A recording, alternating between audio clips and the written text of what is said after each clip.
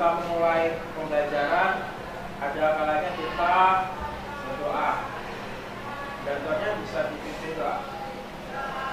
Oke teman-teman, sebelum memulai kegiatan pada pagi hari ini, berdoa menurut kepercayaan masing-masing. Berdoa mulai.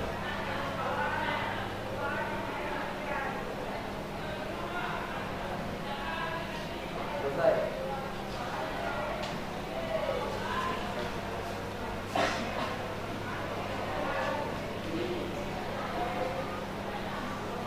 Baik, terima kasih. Sebelumnya saya cek dulu kehadirannya. Arasi, Siap hadir Pak? Dirham,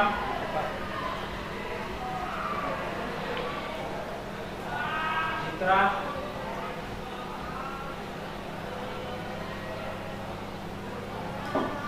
Rizka,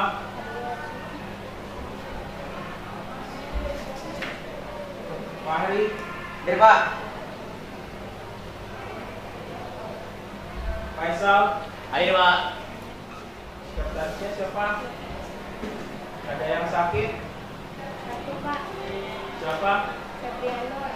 Oh, yang sakit ya. Baik, kita doakan semoga teman kita bisa sembuh besok hari ya. Amin. Baik, sebelum kita memulai pembelajaran,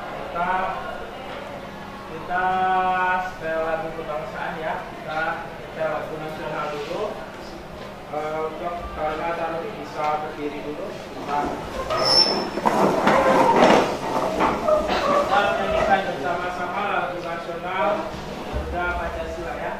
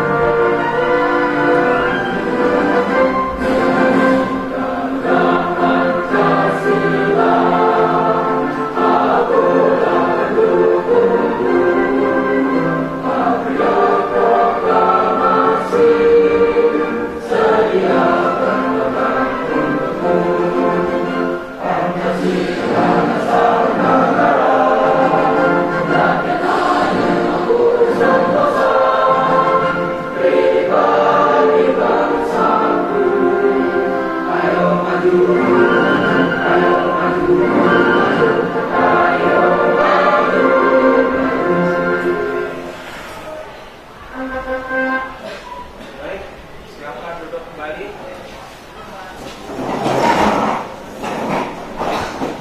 Nah, sekarang kita masuk ke materi pembahasan hari ini. Namun sebelum kita mulai materi, saya ingin memperdalam pengetahuan saya tentang apa yang kalian persiapkan tentang pembelajaran hari ini. Yang pertama adalah tentang virtual box. Siapa di sini yang tahu apa itu virtual box? Siapa dari kelas dari kelompok berapa? Saya jawab dari kelompok 1 ini menjawab. Yang saya pahami, saya tahu tentang virtual box itu yaitu sebuah perangkat virtualisasi yang menjalankan beberapa sistem operasi seperti Linux, Pak. Oh ya. Lanjut. Nah, berikutnya tentang mikrotik. Siapa yang tahu tentang mikrotik?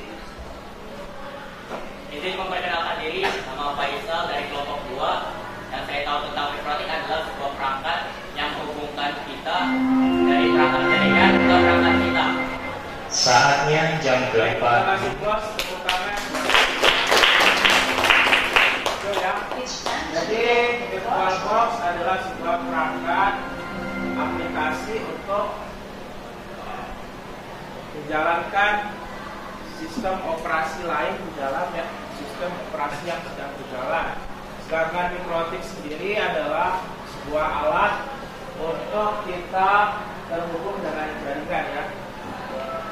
Nah, sekarang saya punya 3 pertanyaan pemantik. Yang pertama, bagaimana cara menjalankan sistem ganda? Siapa yang bisa menjawab? Nomor 1. Bos. Izin memperkenalkan diri, nama saya Dereka dari kelompok 3. Jadi bagaimana cara menjalankan sistem operasi jaringan dengan cepat adalah dengan menggunakan virtual box, Pak. Karena dengan virtual box kita bisa menjalankan sistem operasi lain di dalam sistem operasi yang sedang berjalan. Oke, nah lanjut pertanyaan pemantik kedua. Bagaimana cara mengoperasikan mikrotik tanpa perangkat fisiknya? Siapa menjawab? Izin memperkenalkan diri, nama saya Sukawijaya dari kelompok 4. Bagaimana cara mengoperasikan mikrotik tanpa perangkat fisik?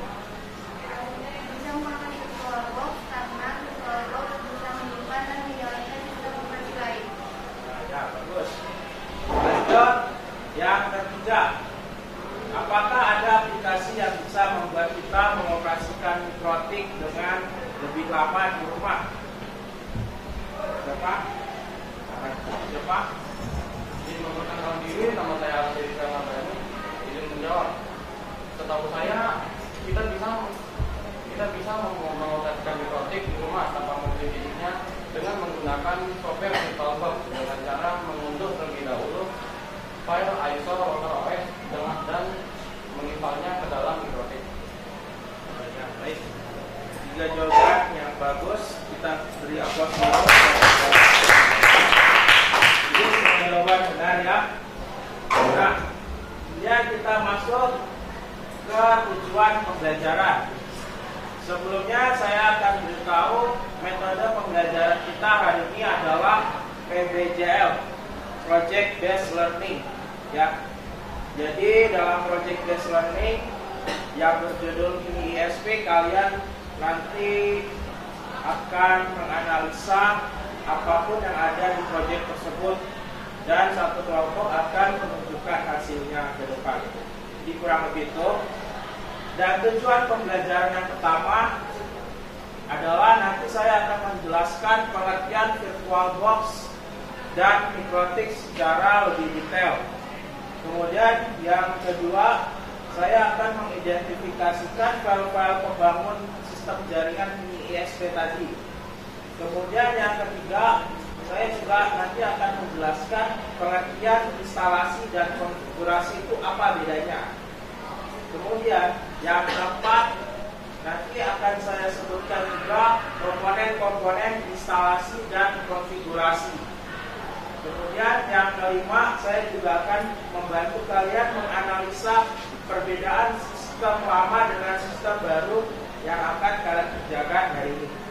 Dan yang keenam, yaitu memahami proses instalasi dan bagaimana cara memperbaikinya. Jadi troubleshooting itu adalah cara kita memperbaiki kalau misalnya nanti ada kesalahan konfigurasi atau instalasi.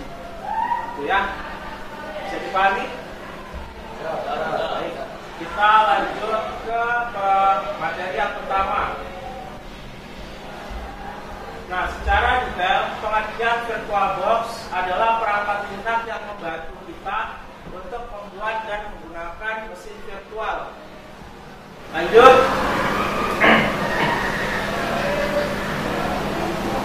Perangkat penting. Jadi dalam virtual box yang paling penting pertama kita harus tahu namanya networking. Jadi begitu banyak settingan virtual box itu tidak bisa sampai ke Winbox karena ini saya akan bercerita tentang proses kerja sebelumnya. Nah, jadi beberapa waktu yang lalu saya mengerjakan ini, install laptop. Jadi kalau kita orang-orang teknisi konvensional, biasanya install sistem operasi ini kita membutuhkan kaset. Ini saya tulis kaset ya. DVD sistem operasi, DVD Windows lah. Nah, kalau yang sekarang yang kita pelajari hari ini, proses kerjanya seperti ini. Jadi kita cukup menyediakan ISO-nya aja, sistem operasi yang tersimpan dalam ISO tadi. Kalau informatika kan berarti kira-kira apa sih keterkaitan video sejarah ini dengan pembelajaran kita. Baik, sambil menunggu videonya, saya akan bagikan LKPD untuk berdiskusian. Jadi tiap kelompok berbeda-beda pekerjaannya. Jadi sambil menunggu videonya di buffer, saya akan bagikan LKPD ya.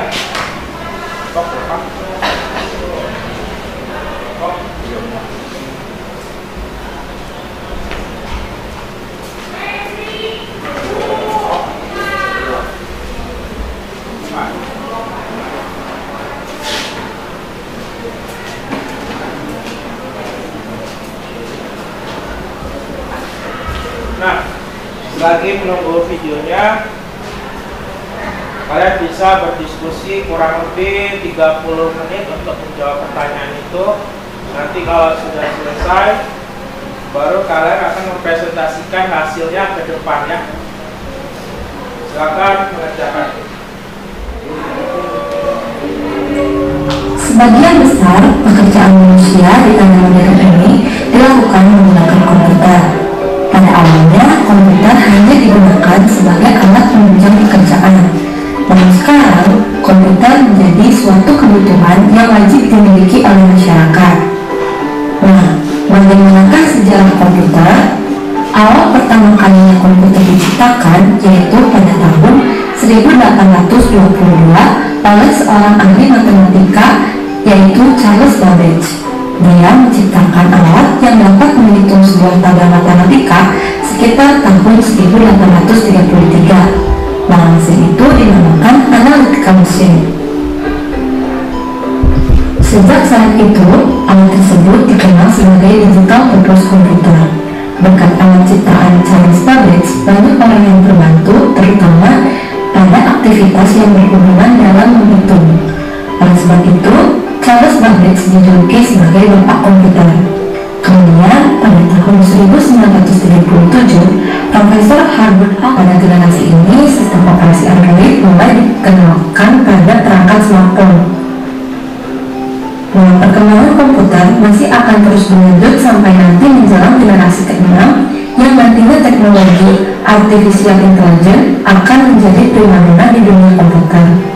Nah, itulah sejarah singkat perkembangan komputer. Semoga bisa memberikan manfaat untuk kita semua. Sekian dan terima kasih. Nah, dari video tersebut kira-kira ada yang bisa mengenal tidak? Apa persamaan video sejarah komputer dengan materi yang saya sampaikan? Dari kelompok berapa?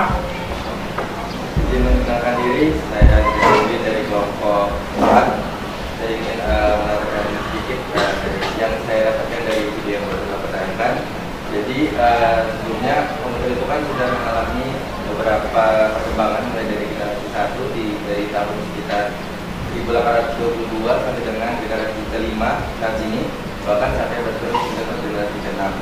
Dan di situ mulai banyak sekali perkembangan terlebih di bidang teknologi seperti perkembangan dalam bidang software yang seperti Bapak ajarkan ini ada di VirtualBox dan Winbox yang tentunya nanti mungkin di kemudian hari perkembangan saat ini akan memberikan banyak kemudahan bagi kita untuk mengakses teknologi yang diperlukan.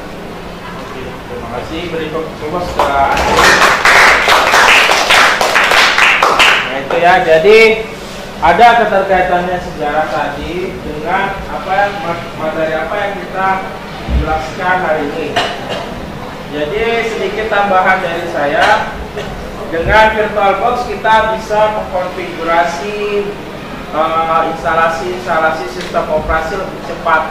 Jadi kita bisa mengikuti dengan perkembangan zaman yang semakin modern, sedangkan dengan apa yang kita pelajari hari ini adalah bagaimana dari sistem lama yang kita harus, kalau kita mau belajar instalasi sistem operasi, kita harus siapkan yang tadi sebelumnya kaset atau flash disk. Nah sekarang kita hanya butuh ISO-nya, terus kita bisa install di VirtualBox. Nah itu lebih cepat ya. Jadi dalam hal waktu juga kita bisa lebih cepat. Jadi ini sedikit tentang videonya. Akan dilanjut lagi diskusinya.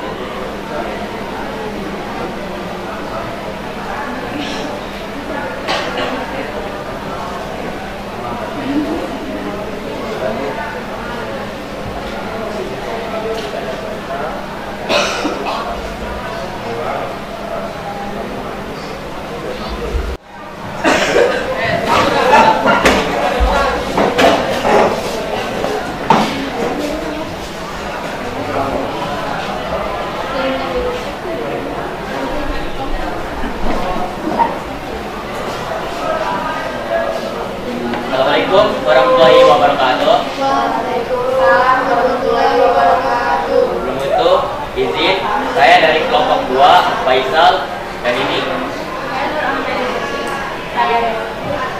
dari sana Bahri Ahmad Chandra. Di sini kami akan menjelaskan tentang saat login mikrotik. Hal pertama, sebutkan dan jelaskan 2 cara login ke mikrotik. Yang pertama, menggunakan Winbox. Pertama-tama harus mengunduh dan menginstal Winbox. Setelah itu, membuka Winbox, masukkan username dan password, lalu klik connect. Yang kedua, kita juga menggunakan SSH, Secure Shell. Pertama, buka terminal atau command prompt, lalu ketikkan perintah SSH-nya dan masukkan passwordnya.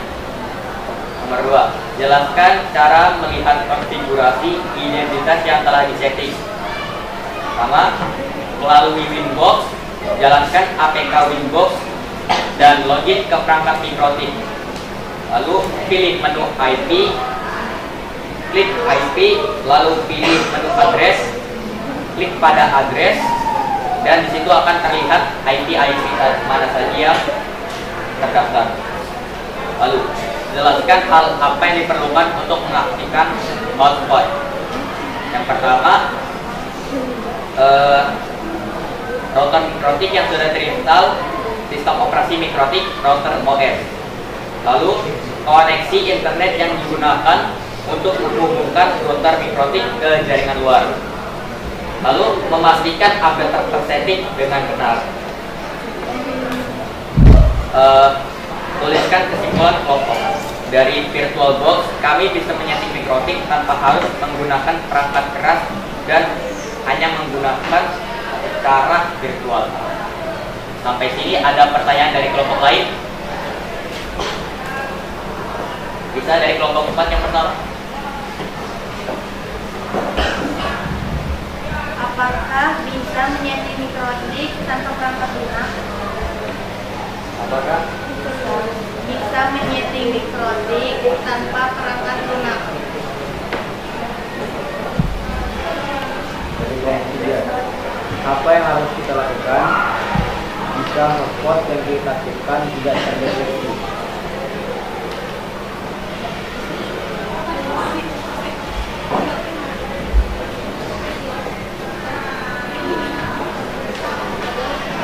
Saya akan menjawab pertanyaan dari rekan-rekan.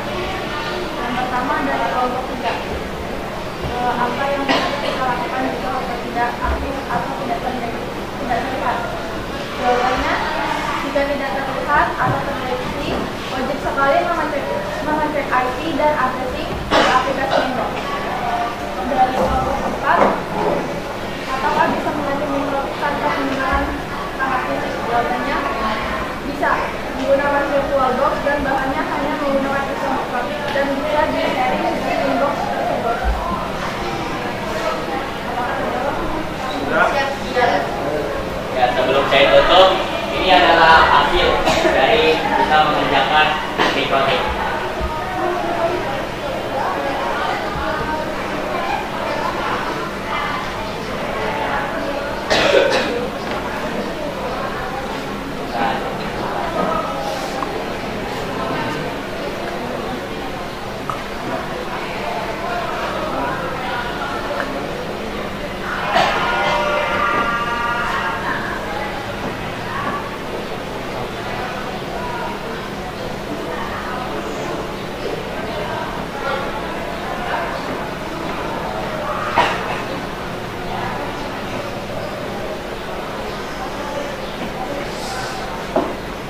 Jadi untuk kelompok 1, 3, dan 4 tugasnya kelompok adalah menganalisa. Sedangkan kelompok terakhir yang maju, dia menampilkan portofolio settingan hotspot yang sudah disetting di laptopnya. Mungkin kalau misalnya ya tampilannya. Dan ini tampilan awal dari sebelum disetting apa-apa. Dan jika ingin masuk ke halaman untuk login, harus masuk lagi. Dan buatnya menggunakan password yang sudah disetting di aplikasi Windows-nya.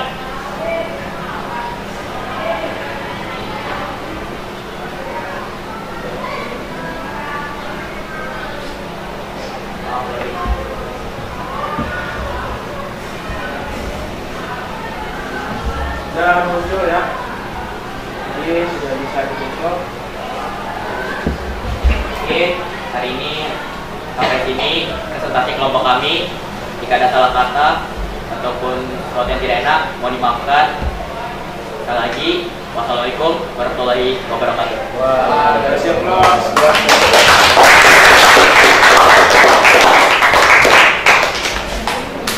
Baik, secara menyeluruh semua kelompok sudah bekerja dengan sangat baik. Saya ucapkan terima kasih. Nah, kemudian yang berikutnya kita akan mencoba aplikasi pembelajaran krisis ya.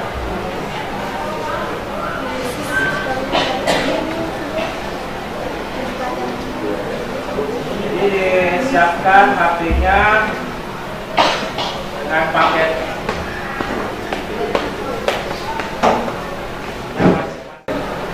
ya, modelnya 40851.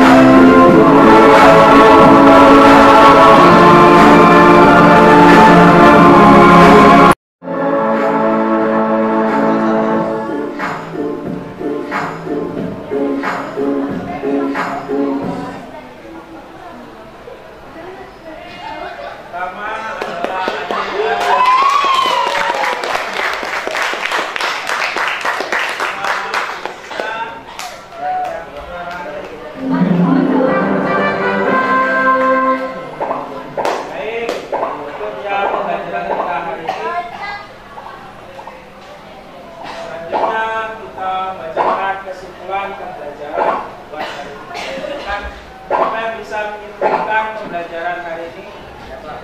Makan. Kesimpulan yang kita dapat dari materi yang bapak berikan tadi, ya kita bisa melakukan, kesimpulannya adalah kita bisa melakukan rutin mikrotik secara virtual tanpa menggunakan hardware-nya. Kita bisa melakukan itu dengan bermedia VirtualBox dan isometric. Lanjut yang kedua. Kesimpulan yang saya dapat itu VirtualBox adalah cara untuk memberikan akses internet melalui jaringan WiFi dengan menyediakan halaman login untuk pengguna sebelum terhubung ke jaringan. Dengan konfigurasi ini, admin dapat mengatur serta mengecek aktivitas jaringan yang dipakai oleh pengguna secara efektif. Bagus. Jadi saya tambahkan kesimpulan pembelajaran hari ini, dengan menggunakan VirtualBox kita jadi bisa belajar menginstal dan mengkonfigurasi sistem operasi menjadi lebih cepat dan bisa dilakukan berkali-kali tanpa perangkat fisik, ya. Nah, itu pembelajaran kita untuk hari ini. Nah, terakhir untuk kegiatan saya akan membagikan refleksi pembelajaran. Silakan diisi satu orang isi 1 sampai 2 menit, kemudian dikembalikan kembali, ya.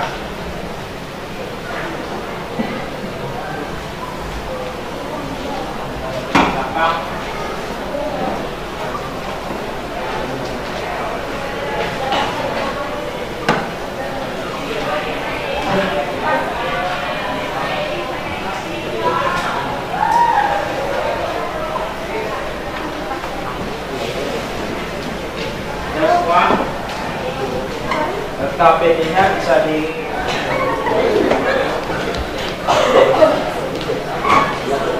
baik, terima kasih atas kepadanya. Semoga pembelajaran kedepannya bisa lebih baik lagi dari yang sekarang. Nah, untuk mengakhiri kegiatan kita, tentunya bisa memimpin doa untuk mengakhiri pembelajaran.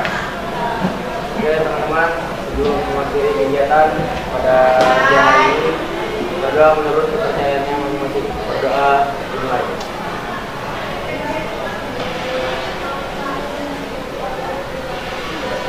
Selesai. Baik, alhamdulillahirobbilalamin. Saya akhiri pembelajaran untuk hari ini. Wassalamualaikum warahmatullahi wabarakatuh. Waalaikumsalam warahmatullahi wabarakatuh.